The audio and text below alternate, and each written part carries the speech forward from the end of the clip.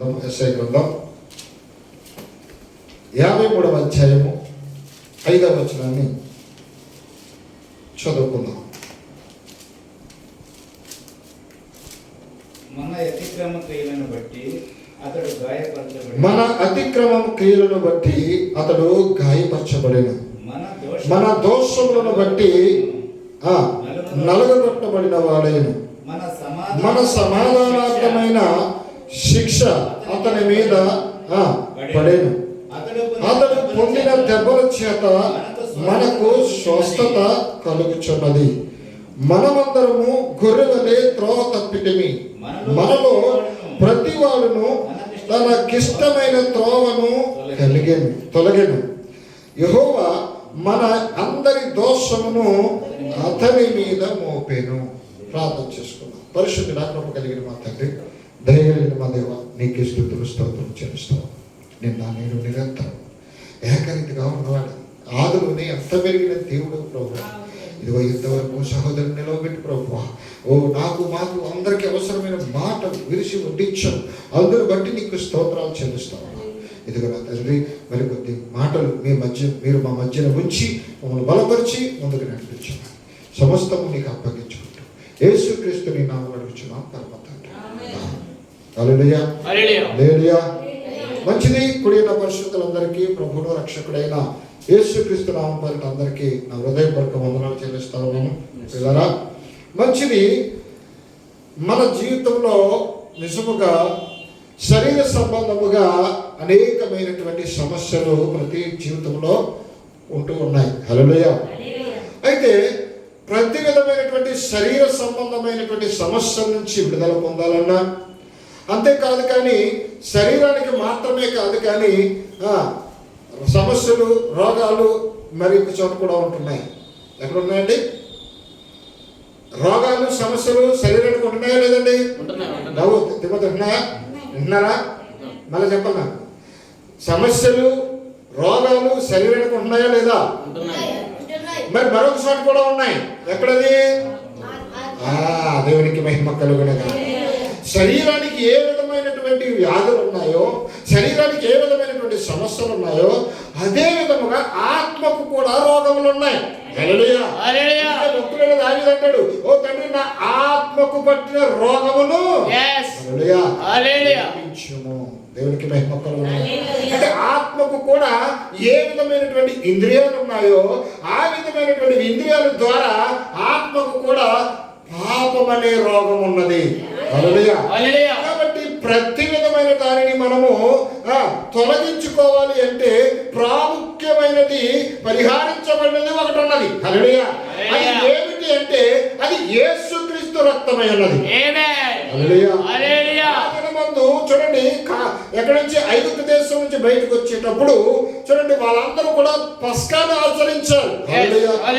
పస్కా బలి పశువును వాళ్ళు ఏం చేశారు? వధించి, ఉడికించి, దాన్ని భుజించి, హల్లెలూయా, ఆ ఆహారము తిరిగినప్పుడు వాళ్ళందరూ కూడా శరీర సంబంధమైన ఏ విధమైన రోగం ఉన్నను, ఎలాంటి సమస్య ఉన్నను, అది నిశ్చయంగా వాళ్ళ శక్తిని పొందుకొని సిద్ధపడి యుద్ధానికి సిద్ధంగా ఉన్నారు.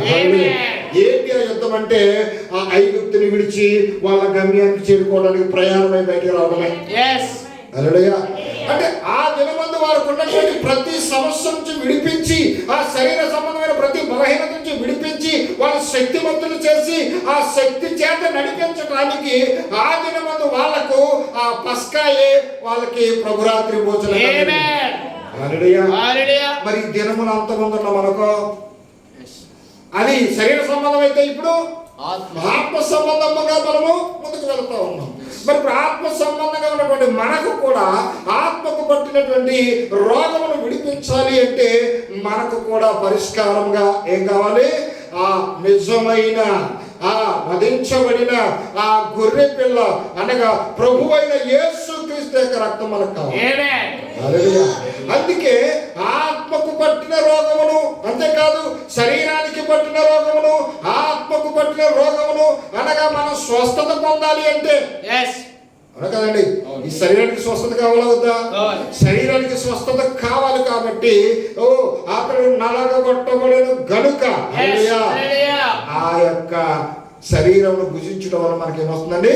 స్వస్థత వస్తుంది. హల్లెలూయా. ఆ నలగగొట్టబడిన శరీరములో నుంచి ఆ సిందించబడిన రక్తమును మనం పానం చేయటం వలన, ఆ రక్తం కిందకి వచ్చుట వలన మన ఆత్మకి ఏమొస్తుందండి? విమోచన, విడుదల వస్తూ ఉంది. హల్లెలూయా. అంటే ఆత్మకు పట్టిన రోగమును అనగా శరీరానికి పట్టిన రోగమును ఈ రెండింటి నుంచి విడుదల పొందాలి అంటే మొట్టమొదటిగా మనం అందరము చేయవలసిన పని ఏమిటి అంటే, మనము పాపులమని గ్రహించి మన పాపము నుంచి విడుదల పొందటానికి మన మనసును మార్చుకొని అనగా మారు మనసు పొంది. హల్లెలూయా. మారు మనసు అనగా అర్థం ఏంటి? మారు మనసు అనగా అర్థం ఏంటి? ప్రస్తుతము లోక సంబంధిగా జీవిస్తున్నటువంటి నీవు ఈ లోక సంబంధమైన ఆలోచనలు, ఈ లోక సంబంధమైన తలంపులు, ఈ లోక సంబంధమైన కార్యాలు ఏవేవైతే కలిగి ఉన్నాయో అవన్నీ నిన్ను పాపంలోనికి తీసుకెళ్లిపోయాయని నువ్వు గ్రహించి హల్లెలూయా ఆలోచనలను పక్కన పెట్టి, ఆ మనస్సును పక్కన పెట్టి, ఇదిగో దానికంటే ఉత్తమమైనది హల్లెలూయా, దానికంటే శక్తి కలిగినది ఇదిగో మరొక మనసు ఉన్నదని, అది క్రీస్తు యేసునకు కలిగిన మనసని ఎప్పుడైతే గుర్తిస్తావో హల్లెలూయా ఈ లోక సంబంధమైన మనసును ఏం చేస్తావండి? పక్కన పెట్టేస్తాం. ఎందుకంటే ఆ లోక సంబంధమైన మనసును పక్కన పెట్టి ఇప్పుడు ఆ క్రీస్తు యేసుకు కలిగిన మనసు అనగా ఆ నిజమైన నీ మారు మనస్సు అంటే, ఇప్పుడు చూడండి, మరణించి మనం లేచేటప్పుడు శరీరానికి ఏ విధమైనటువంటి మార్పులు జరుగుతున్నాయో, వాటిలో శరీరానికి ఏ విధమైన మార్పులు జరుగుతున్నాయో, విశ్వాస జీవితంలో కూడా నీ మనసుకు కూడా మార్పులు జరగాలి ఇక్కడ. హల్లెలూయా. ఎందుకంటే ఎక్కడున్నా నీ స్థానం అనేది నువ్వు తెలుసుకున్నప్పుడే దాని నుంచి జయించి ముందుకు వెళ్ళడానికి నువ్వు ప్రయత్నం చేస్తావు. నీ స్థానం అనేది నీకు తెలియకపోతే ప్రయత్నం చేయగలమా? ఎప్పటికీ మనము చేయలేము. కాబట్టి మన స్థానాన్ని ఏంటో మనం గమనించుకుని మనము ముందుకు వెళ్ళాలనే ఒక ఉద్దేశంతో ఒక ప్రణాళిక కలిగినటువంటి దేవుడు ముందుగానే ఇక్కడ మాట్లాడుతున్నాడు. ఏమని? మన అతిక్రమములను బట్టి అతడు గాయపరచబడెను, మన దోషములను బట్టి అతడు నలగగొట్టబడెను, మన సమాధానార్థమైన శిక్ష అతని మీద పడెను, అతడు పొందిన దెబ్బల చేత మనకు స్వస్థత కలుగుచున్నది. హల్లెలూయా. హల్లెలూయా. ఈరోజు తట్టుకోని సమస్యతో బాధపడుతున్న నీవు నమ్ముట నీ వలనైతే, హల్లెలూయా, నమ్ముట నీ వలనైతే నమ్మువానికి సమస్తము సాధ్యమే. హల్లెలూయా. యాకోబు పత్రిక ఏమంటాడు? విశ్వాస సహితమైన ప్రార్థన ఒక రోగిని ముట్టి స్వస్థపరచును. ఇంకా బలమైన మాట, అతడు పాపి అయిన ఎడల అతని పాపములు కూడా క్షమించబడును. ఎంత శక్తి ఉందండి, ఎంత శక్తి ఉందండి. ఎందుకు? అది నువ్వు నమ్ముతున్నావు కాబట్టి. అందుకే ఆ పాపమును సహితము క్షమించబడాలి అంటే, ఆ రోగమును సహితము జయించి నువ్వు స్వస్థత పొందాలి అంటే ఖచ్చితంగా ఏం చేయాలి? వాక్యాన్ని నమ్మాలి. ఆ వాక్యాన్ని నెరవేర్చడానికి దేవుడు నీకు అనుమతించిన సంఘ పెద్దను వెంబడించాలి. హల్లెలూయా. నువ్వు సంఘ పెద్దను పిలిపించుకోవాలి. సంఘ పెద్దకు నీ పరిస్థితి వివరించాలి. అప్పుడు అతడు ఏం చేస్తాడు? నీకు నూనె రాసి. హల్లెలూయా. ఈరోజు నూనె రాసి ప్రార్థన చేయగలగానే గబగబా మా సిస్టర్ కొబ్బరి నూనె కొట్టదండి. హల్లెలూయా. తేవటం, ప్రార్థన చేయటం, ఇచ్చేయటం అంటే ఆ కొబ్బరి నూనె ప్రార్థన చేసి ఇవ్వడం తప్పని నేను అనడం లేదు, కానీ అది నిజమైన భావము కాదది. మరి ఏంటి ఆ నిజమైన భావము అంటే పిల్లరా, ఆ నూనె ఏంటో, ఆ నూనె రాయటం అంటే ఏమో కాదు, కానీ నువ్వు ఏ సమస్యలో ఉన్నావో, ఏ సమస్య చేత పీడింపబడుతున్నావో, ఏ వ్యాధి చేత నువ్వు బాధపడుతున్నావో, ఆ యొక్క నీ దాసునికి, నీ సేవకునికి నువ్వు వివరించినప్పుడు నీ సమస్య నుంచి తప్పించబడటానికి అవసరమైన ఆ నిజమైన నూనె పరిశుద్ధాత్మ ఉన్నది కనుక ఆ పరిశుద్ధాత్మను నీకు పరిచయం చేయాలి. పరిచయం చేసి నీ సమస్య నుంచి నువ్వు తప్పించుకోవడానికి, ఇదిగో చరిత్రలో దేవుడు ఇలా బలమైన కార్యాలు చేశాడు, ఇదిగో ఇలాంటి సమస్యతో బాధపడుచున్నప్పుడు వాళ్ళని స్వస్థపరిచింది దేవుడే.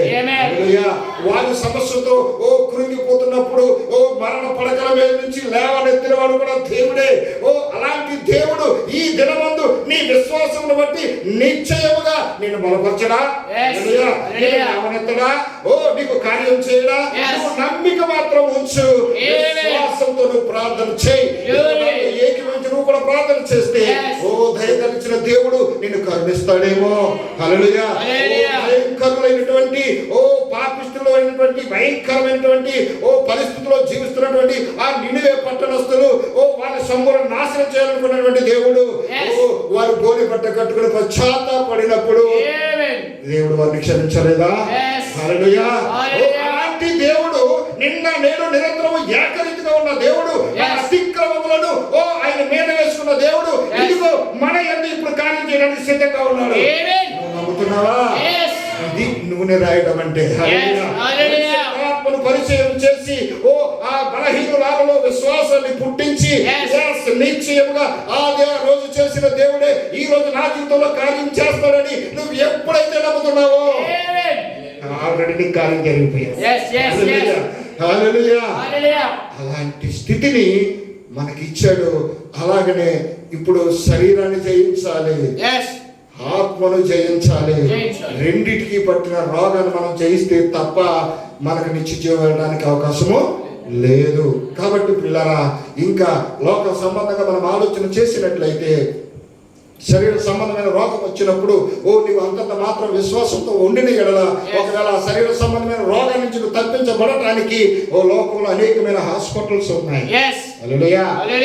ఆత్మకు సంబంధించిన రోగాన్ని వదిలించుకోవాలంటే ఎక్కడికి వెళ్ళాలి? ఇప్పుడు మనం ఎక్కడికి వెళ్ళాలి? ఆత్మ సంబంధమైన హాస్పిటల్కి రావాలి. ఆత్మ సంబంధమైన హాస్పిటలే దేవుడు ఇచ్చిన సన్నిధి ఉన్నది. ఈ సన్నిధికి వచ్చిన వాక్యం విన్నప్పుడు, వాక్యం అనే ఇంజెక్షన్ నీకు ఎక్కుతున్నప్పుడు, వాక్యం అనే టాబ్లెట్ నీకు ఎక్కుతున్నప్పుడు నిశ్చయంగా నీ లోపల మారు మనసు అనేది పుట్టుకొని వచ్చి, పశ్చాత్తాపం అనేది పుట్టుకొని వచ్చి నీ జీవితాన్ని ఎవరు నిన్ను బాగు చేయరు కానీ జీవితాన్ని నీవే బాగు చేసి ఆ విధంగా చేయగలిగిన శక్తి దేవుని యొక్క ఆత్మకు మాత్రమే ఉన్నది. అందుకే ఖచ్చితంగా మానక సన్నిధికి రావాలి. కాబట్టి పిల్లరా, ఖచ్చితంగా మన స్థానాన్ని, మన పరిస్థితిని మనం గమనించుకుంటే తప్ప దేన్ని మనం జయించలేము. అయితే దినముల అంతమందు జీవిస్తున్నాం. ఇంకా చెప్పాలి అంటే ఇంకా సంతోషించాల్సిన విషయం, నోహ దినాల్లో ఉన్న సంతోషమే. అప్పుడు పరిస్థితులు వేరు, మోసే దినాల్లో పరిస్థితులు వేరు, లోతు దినాల్లో పరిస్థితులు వేరు. అన్నిటికన్నా పరిస్థితులు భయంకరమైన స్థితిలో ఎక్కడున్నామంటే ఇప్పుడు మనమే ఉన్నాం. హల్లెలూయా. ప్రభువైన యేసుక్రీస్తు సెలవిస్తున్నాడు ఏమని? వ్యభిచారం చేయవద్దని చెప్పబడిన మాట మీరు విన్నారు కదా. లేదండి, విన్నారు. ఎక్కడ విన్నారు? ధర్మశాస్త్రంలో ఆజ్ఞలు ఇచ్చినప్పుడు ఖచ్చితంగా విన్నారు. ఇప్పుడు నేను చెబుతున్నాను, ఆ దినమందు వ్యభిచారం ఇద్దరు కలయిక మీద జరిగితే తప్పు. ఈ రోజు నేను చెప్తా ఉన్నాను, ఒకడు మోహపు చూపుతో స్త్రీని చూసిన వారు క్షణమే వ్యభిచారం చేసిన వారు. ఇది భయంకరమా? అది భయంకరమా? ఏది భయంకరం?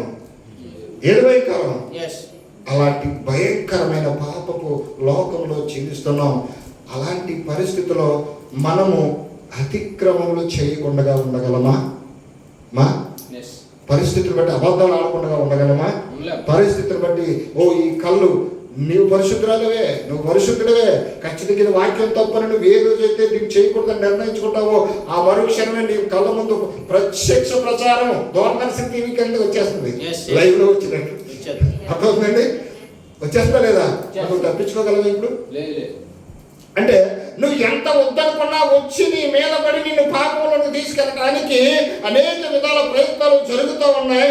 అయినా దాన్ని నువ్వు తప్పించకుండా పడుతూ లెగుతూ పడుతున్నప్పటికీ నీ విశ్వాసాన్ని బట్టి నువ్వు శక్తి పొందుకుంటూ దినదినము చస్తూ బతకాల్సిన పరిస్థితి. హల్లెలూయా. కాబట్టి మన అతిక్రమముల నిమిత్తము ఈ రోజు అనుకోని విధంలో పడిపోయాము, అనుకోని విధంలో తప్పు చేశాము. ప్రభువా నన్ను క్షమించని పశ్చాత్తాపడ్డాము. ప్రతి దాన్ని తప్పించుకోవాలంటే ఒక్క మాటలో చెప్పాలంటే ఈ రోజు మనం తీసుకునే ఈ రొట్టె, ఈ ద్రాక్షరసము ఆయన చెప్పినట్లుగా ఆ క్రమాన్ని ఆచరించడానికి తీసుకున్నాం. కానీ దినదినము నిన్ను స్వస్థపరిచేది, దినదినము నిన్ను సరిచేసేది, దినదినము నిన్ను సిద్ధపరిచి సరిచేసి పశ్చాత్తాపానికి గురి చేసిన ఆ రొట్టె ఏమో కాదు కానీ జీవము కలిగిన దేవుడు వాక్యం. జీవము కలిగిన దేవుని వాక్యాన్ని, అందుకే అంటాడు కదా, మనుషులు రొట్టె వలన మాత్రము కాదు కానీ Amen. ఓ దేవుని నోటి నుండి వచ్చే ప్రతి మాట వలన జీవిస్తారు. హల్లెలూయా. ఉదయం లేచిన మొదలుకొని సాయంకాలం వరకు ఓ లోక సంబంధమైన కార్యాలలో ఓ అనుకోని విధంలో నువ్వు తప్పులో పడినప్పుడు ఓ నిన్ను స్వస్థపరిచి, నిన్ను సరిచేసి, నిన్ను పశ్చాత్తాపాన్ని గురి చేసి, నిన్ను లేవనెత్తడానికి సిద్ధపరిచేది జీవం గల దేవుని వాక్యము. ఆ వాక్యాన్ని అందుకే నువ్వు శ్రద్ధగా వినాలి, శ్రద్ధగా ధ్యానం చేయాలి, శ్రద్ధగా వాక్యాన్ని నువ్వు అనుసరించి జీవిస్తూ ఉన్నప్పుడు నిన్ను నువ్వు ఏం చేసుకుంటావు, శుభ్రపరచుకుంటూ ముందుకు వెళ్ళిపోతావు. ఎందుకంటే పావులు తనకు తాను ఏం చేస్తుందండి, శుభ్రపరచుకుంటుంది. పావులు ఏం చేస్తుందండి, తనకు తాను ఇప్పుడు శుభ్రపరచుకుంటుంది. కాబట్టి మనము కూడా పరిశుద్ధులము. యేసుక్రీస్తు నామములో బాప్తిస్మం పొందిన ప్రతి ఒక్కరు పరిశుద్ధులమేనా? ఖచ్చితంగా పరిశుద్ధులమే. కానీ ఒక కండిషన్, పరిపూర్ణమైతే కాదు. హల్లెలూయా. పరిశుద్ధులమే కానీ పరిపూర్ణం కాదు. కాబట్టి ఆ పరిపూర్ణతలోనికి రావడానికి దినదినము మనం ప్రయత్నం చేస్తూ ఉన్నాము. అందుకే మనము దేవుని యొక్క ఆత్మ సంబంధులుగా మనం ముందుకు వెళ్ళవలసిన వాళ్ళుగా ఉన్నాము. కాబట్టి ప్రతి క్షణం దేవుని మీద ఆధారపడుతూ వెళ్ళాలి. అందుకే అన్నాడు, మన అతిక్రమములను బట్టి చేస్తున్నాము కదండి. కళ్ళతో అతిక్రమము, వినుట ద్వారా అతిక్రమం, మాట్లాడుట ద్వారా అతిక్రమం, ఆలోచన ద్వారా అతిక్రమం. మన అతిక్రమములను బట్టి అతడు గాయపరచబడెను. అంటే మన నిమిత్తం మనము తినాల్సిన దెబ్బలను ఎవరు తిన్నారండి? దేవునికి మహిమ కలుగును. ఈ రోజు మన నిమిత్తం మన తండ్రి భారం వహిస్తున్నాడా? మన తల్లి భారం వహిస్తుందా? మన అన్నదమ్ములు భారం వహిస్తున్నారా? అక్క చెల్లెలు భారం వహిస్తున్నారా? నువ్వు కలిగింది పెడితే మహారాజు అంటున్నారు. వాళ్ళు అనుకున్నది నువ్వు చేయకపోతే నీకు వెంటనే దినం కూడా కాదు, ఏంటంటే ఏం చేయాలో దాన్ని చేసేస్తా ఉన్నారు. అలాంటి భయంకరమైన స్థితిలో మనం ఉన్నాం. కాబట్టి ప్రతి క్షణం మనము దేవుని ఆత్మతో పెనుగులాడాలి. మన కోసము నలగొట్టబడిన వ్యక్తిని మనం ఏం చేయాలి? జ్ఞాపకం చేసుకోవాలి. అందుకే అంటాడు కదా, చూడండి మన ప్రభురాత్రి చదివే వాక్యం కొరింథీయులకు రాసిన పత్రికలో ఒక మాట ఉంటుంది. ఏమని చెప్తున్నాడు చూడండి, త్వరగా అదే లింక్ చేసుకుంటే వెళ్ళిపోదాం. నేను మీకు అప్పగించిన దానిని ప్రభువులను పొందితిని. ప్రభువైన యేసు ఒక రొట్టెను ఎత్తుకొని కృతజ్ఞతాస్తుతులు చెల్లించి దానిని విరిచి, ఇది మీ కొరకైన నా శరీరం, నన్ను జ్ఞాపకము చేసుకొనుటకై దీన్ని చేయడని చెప్పాను. ఆ ప్రకారమే భోజనమైన పిమ్మట ఆయన పాత్రను ఎత్తుకొని ఈ పాత్ర నా రక్తము వలన క్రొత్త నిబంధన మీరు తాగునప్పుడల్లా మీరు ఈ రొట్టెను తిని ఈ పాత్రను తాగునప్పుడల్లా ప్రభు వచ్చు వరకు ఆయన మరణం ప్రచురించుదురు. దేవునికి స్తోత్రం. హల్లెలూయా. ఆయన వచ్చేంత వరకు ఆయన మరణాన్ని మనము ప్రచురణ చేయాలి. కాబట్టి ఎవడు అయోగ్యంగా ప్రభు యొక్క రొట్టె తినను లేక ఆయన పాత్రను త్రాగును వాడు ప్రభు యొక్క శరీరమును గూర్చి రక్తమును గూర్చి అపరాధి. దేవునికి స్తోత్రం. హల్లెలూయా. అంటే దేవుడు మరలా మన మధ్యకు వచ్చి తీసుకునేంత వరకు దీన్ని మనం ఏం చేయాలండి? కొనసాగిస్తూనే ఉన్నాం. హల్లెలూయా. ఇక ఈ రోజు పరిస్థితులు వేరుగా ఉన్నాయి, రకరకాలుగా ఉన్నారు. అవన్నీ మనకొద్దు, కానీ మనం ఎలా ఉన్నామనేది మనకు కావాలి. హల్లెలూయా. కాబట్టి ఆయన వచ్చేంత వరకు ఒక క్రమము, సమాధానం కావాలి. ఆ సమాధానము మనం పొందుకోవాలంటే ఖచ్చితంగా ఆయన చెప్పిన పనిని మనము చేయాలి. ఇంకా మనం చూడండి, ఇంకొక మాట చూద్దాం. చూడండి, మత్తయి సువార్త 20వ అధ్యాయము, మత్తయి సువార్త 20వ అధ్యాయము 27-28 వచనాలు చదువుకుందాం. మీలో ఎవడై ముఖ్యుడై యుండుగోరునో, ఎవడు ముఖ్యుడై ఉండగోరునో వాడు మీ దాసుడై ఉండవలెను. అలాగే మనుష్య కుమారుడు పరిచారము చేయుటకు అనేకులకు ప్రతిగా విమోచన క్రయధనముగా తన ప్రాణాలను ఇచ్చుటకు వచ్చానని చెప్పాను. హల్లెలూయా. ఎందుకు వచ్చాడండి ఆయన? మనకు పరిచర్య చేయడానికి వచ్చాడు. అంతేనండి.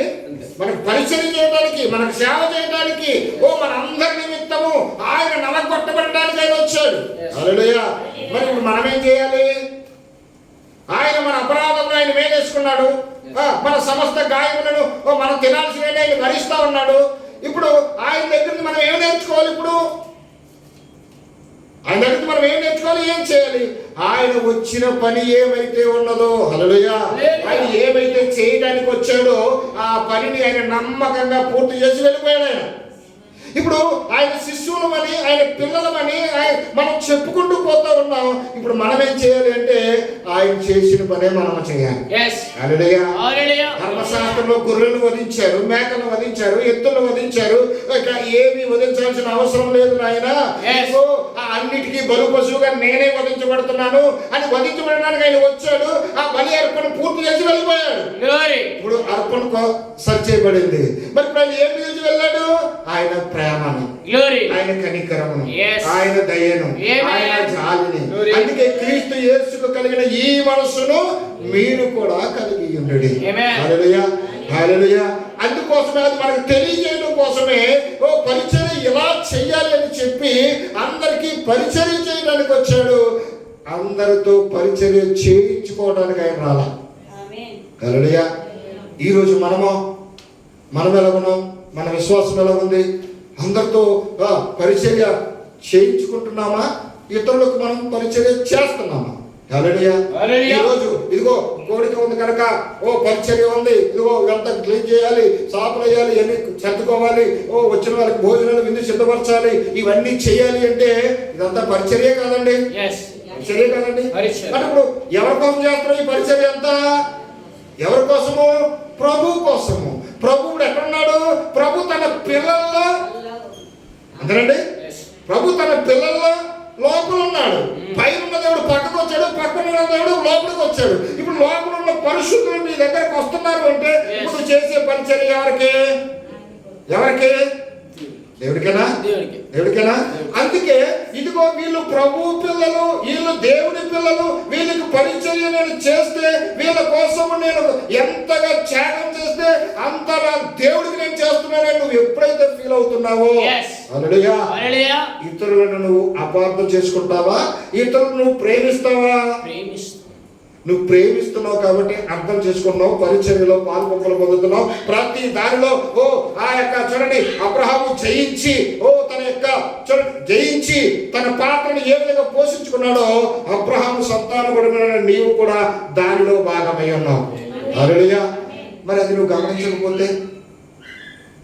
గమనించకపోతే ఏం కనబడుతుంది? ఇప్పుడు మనలో ఆ ప్రేమ కనబడుతుందండి.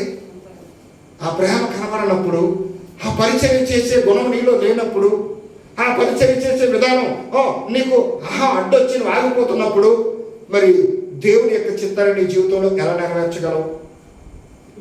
ఏమా నెరవేర్చగలమా? ఒకవేళ అలా చేయకుండా నువ్వు ఇంకా పాల్పొంపులు పొందుతున్నావంటే నువ్వు ఎలా ఉన్నావు? ఇప్పుడు అయోగ్యంగా ఉన్నట్టునా? కాదండి. అయోగ్యంగా ఉండి దేవుని యొక్క పాత్రలను చేయి వేస్తున్నావు అంటే ఇప్పుడు నీ శిక్షను నీవే కొని తెచ్చుకుంటావు. హల్లెలూయా.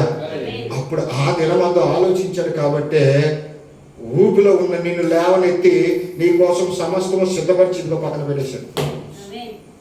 ఇప్పుడు నీవు క్షేమంగా ఉండాలంటే దీన్ని తీసుకుని వాడుకుంటేనే నీ క్షేమం. అందుకని ప్రత్యేకంగా ఎవరో వచ్చి నిన్ను సిద్ధపరచాలి. కాబట్టి నీ సిద్ధపాటు ఏంటో, నీ ఎత్తబాటు ఏంటో, ఎత్తబాటు కలాలంటే నీ సిద్ధపాటు, నీ దిద్దుబాటు అన్నీ కూడా నీకు నువ్వుగా ఆలోచన చేసుకోవాలి, నీకు నువ్వుగా పరిశీలన చేసుకోవాలి. అప్పుడు మాత్రమే ఆ అవగాహన దేవుడు నీకు ఇస్తాడు. నీకు నువ్వు అనుకోకుండా, నువ్వు సిద్ధపడకుండా ఎవరో వస్తారు ఏదో చేస్తారంటే ఆ కాలాన్ని కూడా మనము దాటి వెళ్ళిపోయాం. కాబట్టి ఖచ్చితంగా ఎవడు అయోగ్యంగా ఈ పాత్రను కాబట్టి ఎవడు అయోగ్యముగా ప్రభు యొక్క రొట్టె తినను లేక ఆయన పాత్రను త్రాగును వాడు ప్రభు యొక్క శరీరమును గూర్చి రక్తమును గూర్చి అపరాధి. దేవునికి స్తోత్రం. హల్లెలూయా. ఇంకా కొంచెం ముందుకు వెళ్దాం. కాబట్టి ప్రతి మనుష్యుడు తాను పరీక్షించుకొని అలాగు చేసి ఆ రొట్టెను తిని త్రాగి ఆ పాత్రను త్రాగవలెను. దేవునికి మహిమ కలుగునగా. ఇప్పుడు ఎవరినెవరు పరీక్షించుకోవాలి? నీ పక్కన ఉన్న వాళ్ళు, అమ్మా నువ్వు సరిగా లేవు, నువ్వు ఇలా ఉన్నావు అలా ఉన్నావు, ఇదా చేయాల్సింది? బాబు తిమ్మతి ఏది ఏం చేయాలి ఇప్పుడు మనం? ఎవరు చేయాలి? అమ్మా దేవునికి స్తోత్రం, హల్లెలూయా. ఏరా ఎవరు సరి చేయాలన్నా? అది హల్లెలూయా. మనలను మనమే దేవునికి మహిమ కలుగు. మనం సరి చేసుకోవాలని ఏం చేయాలి? శ్రద్ధగా తెలుసుకోవాలి కదా, తెలుసుకోవాలి కదా, ఇంకేనే కదా మనకు తెలుస్తుంది. అందుకే శ్రద్ధగా వినాలి. విన్న తర్వాత దాన్ని ఏ విధంగా చెయ్యాలో అని దేవుడు మాట్లాడుతున్నాడో ఆ విధంగా మన ప్రయత్నం మనము చేయాలి. అంటే ఆ విధంగా మనం చేసినప్పుడే మన జీవితంలో విజయాన్ని మనము పొందగలుగుతాం. కానీ తెలుసుకోకుండా నువ్వు పనిచేయడం మొదలు పెట్టావు అనుకో, ఎవరికి నష్టం? మనకే. దేవుడికి స్తోత్రం, హల్లెలూయా. ఆ తర్వాత మనకు నష్టం వచ్చిన తర్వాత మనం ఏమవుతాం? నష్టం వచ్చిన తర్వాత ఏం చేస్తాం చిన్నబాబు? ఆడుకుంటాం. దేవుడికి కాబట్టి అందుకే విశ్వాస జీవితము అనుక్షణం మనం ఏం చేయాలంటే తెలుసుకుంటూ దాన్ని వినాలి. చూడండి, అభివృద్ధి పొందిన వాళ్ళ జీవితాన్ని ఒకసారి మన చరిత్రను చూసుకుంటే చాలా మంది నిర్లక్ష్యం చేస్తున్నారు. ఇది చాలా అవసరం. సముద్ర గ్రంథంలో మాట చెప్పబడుతుంది ఏమని? నీతిమంతుని జ్ఞాపకం చేసుకునుట ఆశీర్వాదం. హల్లెలూయా. ఎవరు నీతిమంతులు? ఎవరైనా ఉన్నారా? ప్రభువైన యేసుక్రీస్తు నీతిమంతుడు. ఆయన చెప్పినటువంటి ప్రతి పనిని క్రమం తప్పకుండా చేస్తున్న వ్యక్తి నీతిమంతుడు కదా? నీతిమంతుడు కదా? ఖచ్చితంగా అతను నీతిమంతుడే. కాబట్టి ఆయన ఏది చెప్తున్నాడో అది ఇక్కడ ఫాలో అవుతున్నాడు కాబట్టి ఆ ప్రభావం ఇతని మీదకి వస్తుంది. తినండి, ప్రవక్తను చేర్చుకున్నవాడు ప్రవక్త ఫలం పొందును, నీతిమంతుడు చేర్చుకున్నవాడు నీతిమంతుడు ఫలం పొందుతాడు. అంటే ఇప్పుడు ఏంటి? నీ కళ్ళ ముందు ఆత్మ సంబంధంగా వాక్యాన్ని పట్టుకుని ఎదుగుతూ వాక్య ప్రకారం జీవిస్తున్న వ్యక్తిని ప్రతి క్షణము జ్ఞాపకం చేసుకుంటే నీ మీదకి ఆశీర్వాదం వస్తా ఉంది. నువ్వు ఎప్పుడైతే వాక్యాన్ని ఎగ్గొట్టి లోకంలో తిరుగుతూ ఆత్మీయంగా జీవించకుండా లోక సంబంధంగా జీవిస్తున్నటువంటి వ్యక్తిని పదే పదే నువ్వు ఆలోచన చేస్తే నీ మీదకి ఏమొస్తుంది? ఇప్పుడు శాపం వస్తుంది. శాపం వస్తుంది. ఈరోజు ఆత్మీయంగా ఎదిగే వాళ్ళు ఆలోచించే వాళ్ళ కంటే ఆత్మీయంగా దిగజారు వాళ్ళ గురించి ఆలోచించి వాళ్ళ గురించి వాళ్ళు అలాంటి వాళ్ళు వీళ్ళు ఇలాంటి వాళ్ళని మాట్లాడుకునే వాళ్ళు ఎక్కువ. అంతేనండి, ఎక్కువ. అంటే ఇప్పుడు మన శిక్షణ ఎవరు తెచ్చుకుంటున్నారు? ఇప్పుడు మనమే తెచ్చుకుంటున్నాం. అంటే ఎందుకు మన శిక్షణ మనం తెచ్చుకున్నాం? విన్నదాన్ని సరిగా మనము అమలు చేయలేకపోతున్నాం, గుర్తుంచుకోలేకపోతున్నాం. ఎంతసేపు మనం సరి చేసుకోవడానికి ప్రయత్నం చేయట్లేదు, కానీ ఇతరుల గురించి మనం ఎక్కువగా మాట్లాడుతున్నాం. మరి మన మాటల్లో కానీ మన సంభాషణలో కానీ మన క్రియలో కానీ వాళ్ళ జీవితాన్ని సరిచేయగలిగినటువంటి స్థితి ఉండి ధైర్యంగా వాళ్ళతో మాట్లాడి వాళ్ళ జీవితాన్ని సరిచేయి. దేవుడికి మహిమ. ఉందా? అది లేదు. అలాంటి ఊరుకుని కూర్చుంటావా? కూర్చోండి. ఏదో ఒకటి మాట్లాడాలి. ఏదో ఒకటి మాట్లాడి మన ఉగ్రత మన మీదకి శిక్షణ మనమే తెచ్చుకోవాలి. లేకపోతే మనం కడుపు తీరదు కదా. అంతే కదండి, మన శిక్షణ మనమే తెచ్చుకోవాలి. ఎందుకంటే ఇంకొకటి ఎవరైనా మనం దండిస్తే మనం ఊరుకుంటామండి, తిరగవాడికి వేస్తాం. కాబట్టి మనం కొట్టుకోవాలి. హల్లెలూయా. ఈరోజు అదే పరిస్థితి జరుగుతుంది పిల్లల. మన నిమిత్తము ఒక ఆయన నలకొట్టబడి చితకొట్టబడి ఓ రక్తం అంతా ధారలుగా కార్చి ఓ ఎంత త్యాగం చేస్తే మనము ఆ ప్రతిఫలాన్ని పొందుకోలేకపోతాము. అది బాధపడాల్సిన విషయం. కాబట్టి మనము లోకంలో ఉన్నాం కాబట్టి దినదినము పడుతూ లెగుతూ చస్తూ బతుకుతూ ఉండాల్సిన పరిస్థితి మనకు ఉంది. కాబట్టి ఖచ్చితంగా ఈ చివరి దినాల్లో ఇంకా భయంకరమైన స్థితి ఉంది. కాబట్టి ఇప్పుడు ఆత్మస్వరూపిగా నిన్ను ప్రతి క్షణము నిన్ను కాలు పట్టుకుని బయటకు నిలబెట్టడానికి దేవుని యొక్క ఆత్మ నీ చుట్టూ తిరుగుతుంది. కానీ నువ్వు చూస్తే, నీ ఆలోచన చూస్తే లోకం చుట్టూ తిరుగుతుంది. అయ్యో, వాక్యం జలవిస్తుంది, యెహోవా యందు భయభక్తులు గల వారి చుట్టూ దేవుని యొక్క దూతలు సంచరిస్తాయని. ఖచ్చితంగా దేవుని యొక్క దూతలు నాతో ఉన్నాయి, నా క్షేమం కోసము ఇదిగో నా చుట్టూ తిరుగుతున్నాయి. నీ పాదములకు రాయి తగలకుండా ఓ దూతలు తమ చేతుల మీద ఎత్తు పట్టుకుందని వాక్యం చదివిస్తుంది. దూతలు నా కోసం, నా క్షేమం కోసం నా చుట్టూ తిరగడానికి తన దగ్గర ఉండాల్సిన దూతలను నా దగ్గర కాపుగా ఉంచాడే. అవి ఉన్నాయని కూడా మర్చిపోయి పాపపు తలంపులు కలిగి పాపపు ఆలోచన కలిగి ఇంకా నువ్వు ముందుకెళ్ళిపోతున్నావు అంటే నీ విశ్వాసం ఎలా ఉంది ఈరోజు? ఏ పరిమాణంలో నీ విశ్వాసాన్ని పెంచుకుంటున్నావు? ఇది ఎవరికి ఎవరు నీకు చెబితే అర్థం చేసుకునేది కాదు, కానీ మనకు మనమే పరీక్షించుకోవాలి, విమర్శించుకోవాలి. నీ జీవితాన్ని నువ్వే సరి చేసుకుంటూ ఆలోచించుకుంటూ నువ్వు ముందుకెళ్ళినప్పుడు మాత్రమే నువ్వు అభివృద్ధిని పొందుకుంటావు, ఆత్మీయతను పొందుకుంటావు. ఊహించిన కార్యాలు నీ జీవితంలో నువ్వు చూస్తూ ఉంటావు. ఇప్పుడు అభివృద్ధిని పొంది ఆత్మీయంగాను శారీరకంగాను నువ్వు అభివృద్ధిని పొంది నువ్వు క్షేమంగా ఈ లోకంలో తిరుగుతూ ఉంటే అది సాక్ష్యం కాదా? అది దేవునికి మహిమ కాదా? అంతకన్నా గొప్ప త్యాగం ఇంకోటి ఏమైనా ఉందా? లేదు. కాబట్టి అందుకే మన విశ్వాసాన్ని మనము పరీక్షించుకుని మనం ముందుకు వెళ్ళవలసిన వారిగా ఉన్నాం పిల్లరా.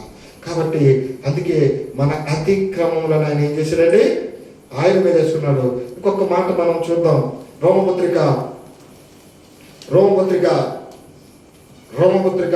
3వ అధ్యాయము 23వ వచనం నుంచి త్వరగా. ఏ భేదమును లేదు, అందరూ పాపము చేసి దేవుడు అనుగ్రహించు మహిమను పొందలేకపోతున్నారు. కాబట్టి నమ్మువారు ఆయన కృప చేతనే క్రీస్తు యేసునందలి విమోచన ద్వారా ఉచితముగా తీర్చబడుతున్నారు. హల్లెలూయా, హల్లెలూయా. హల్లెలూయా. ఈరోజు నీతిమంతులుగా తీర్చబడుతున్నామంటే ఆయన ఇచ్చిన కృప, మన శక్తి కాదు. ఏంటి మంది జరుగు ఇంకొంచెం అది దేవుడికి స్తోత్రం. హల్లెలూయా.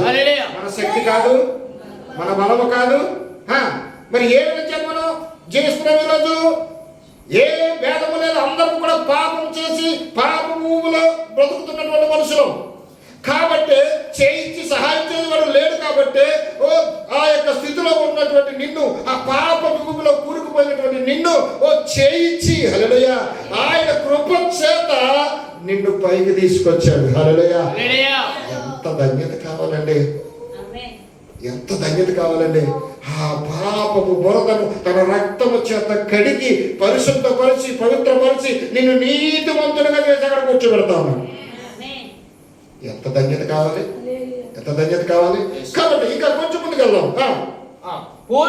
పూర్వము చేయబడిన పాపములను దేవుడు తన ఓర్మి వలన ఉపేక్షించిన ఆయన తన నీతిని కనుపరచవలెనని క్రీస్తు యేసు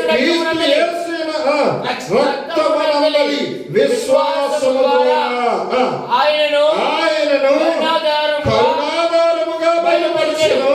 దేవుడిప్పటి కాలమందు తన నీతిని కనుపరచు నిమిత్తము తాను నీతిమంతుడను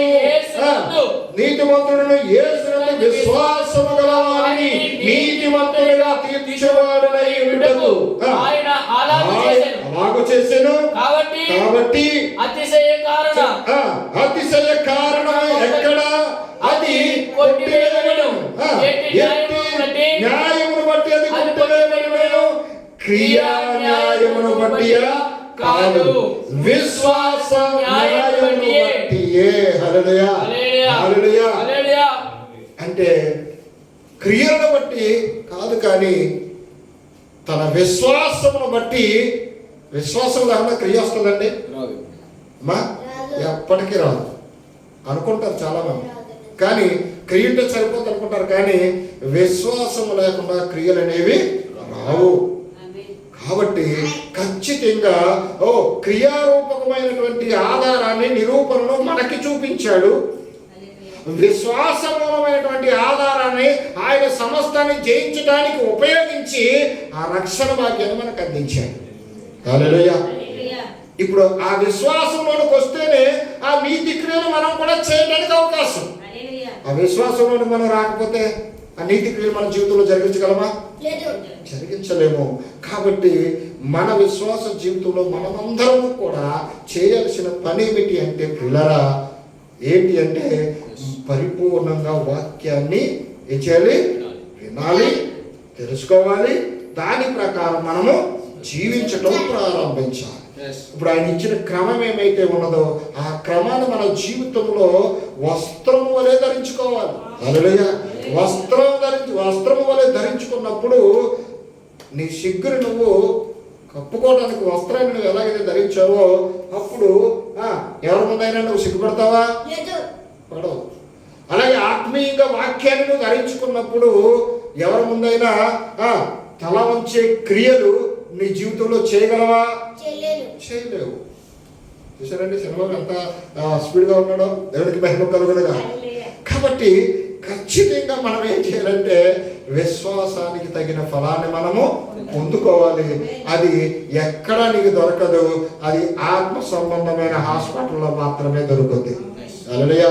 ఎందుకంటే ఇక్కడ పరమ వైద్యుడు దిగి వచ్చి నువ్వు చెప్పక మునిపే నీ లోపం ఏంటో, నీ రోగం ఏంటో, నీ పాపం ఏంటో ఆయనకి తెలుసు. కాబట్టి అది నీతో మాట్లాడటానికి ఆయన వ్యాసం ధరించుకుని వస్తే నువ్వు తట్టుకోలేవు. కాబట్టి హల్లెలూయా.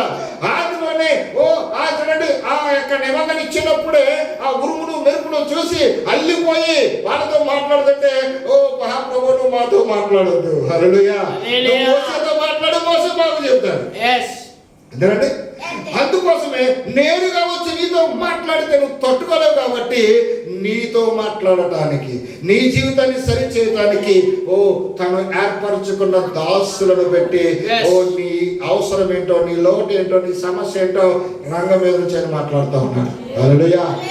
అది వినిన ప్రతి వ్యక్తి తనకు తాను గ్రహించుకుని, తనకు తాను సరి చేసుకుని, తనకు తాను తన సిద్ధపాటును కలిగి ఉండటానికే వాక్యము స్వరం వలె ఎంతకు వస్తూ ఉంది. కాబట్టి దాన్ని గ్రహించుకోవాలి. దాని ప్రకారం మనం జీవించినప్పుడే అలా కొనసాగుతూ ఆయన వచ్చేంత వరకు మన జీవితాన్ని గమ్యం చేర్చుకుంటూ పోతే పోతూ పోతూ పోతూ హానోకు వలె దేవుడి చిత్తాన్ని బట్టి ఆ రాజ్యాన్ని కోల్పోయేంత వరకు మన ప్రయత్నాన్ని కొనసాగుతూనే ఉండాలి. ఆ స్థితిలోకి మనందరము వెళ్దామా? హల్లెలూయా. అందుకు ఇష్టపడుతున్నారా? చిన్నబాబు ఇష్టపడుతున్నాడా? చిన్నబాబు? దేవునికి స్తోత్రం. హల్లెలూయా. వరల్ బాబు ఇష్టపడుతున్నావా? నువ్వు వరల్ బాబా? వరల్ బాబు ఇష్టపడుతున్నావా? గట్టిగా చెప్పాలి. దేవునికి స్తోత్రం. హల్లెలూయా.